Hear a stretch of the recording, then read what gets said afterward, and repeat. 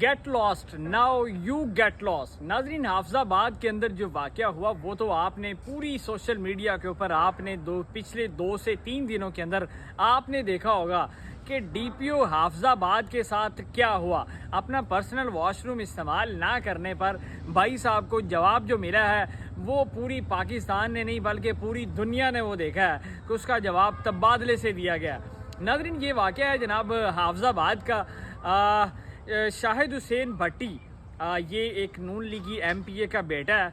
ये और इसका अब्बा ये सारे जो है डीपीओ ऑफिस में बैठे होते हैं और वहाँ पे उनका वेट कर रहे होते हैं। एक सियासी बैठक होती है और कुछ देर बाद डीपीओ तशरीफ़ लाते हैं तो वो सामने से देखते हैं कि शाहिद हुसैन भट्टी जो मुतलका वहाँ पे हाफिजाबाद के एमपी उनका बेटा है और वो आने वाले इलेक्शन में वो एमपीए का उम्मीदवार भी है।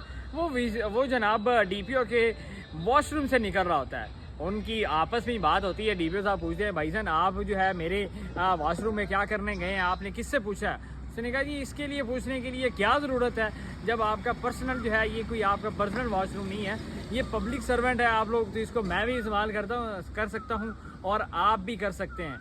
जनाब बात तलख कलामी पर जाती है और डीपीओ साहब उनको कहते हैं कि गेट लॉस्ट। बात वहाँ पे ख़राब होती है और आते ही सोशल मीडिया के ऊपर कैंपेन चल जाती है और सोशल मीडिया के ऊपर पोस्टें चल जाती हैं कि भाई साहब अब डीपीओ हाफिजाबाद का तबादला हो गया। हालांकि उनका तबादला नहीं हुआ था। कुछ ही दिनों बाद जनाब आप देखते हैं कि 1-2 दिन के अंदर डीपीओ हाफिजाबाद का सियासी जो पावर होती है उसको इस्तेमाल किया जाता है और डीपीओ हाफिजाबाद का जो है वो तबादला कर दिया जाता है। नाज़रीन, अब आपने बताना है कि आप डीपीओ हाफिजाबाद के साथ हैं या शाहिद हुसैन भट्टी जो एमपीए था उसके साथ हैं या इन दोनों की लड़ाई के साथ हैं, आपने बताना है।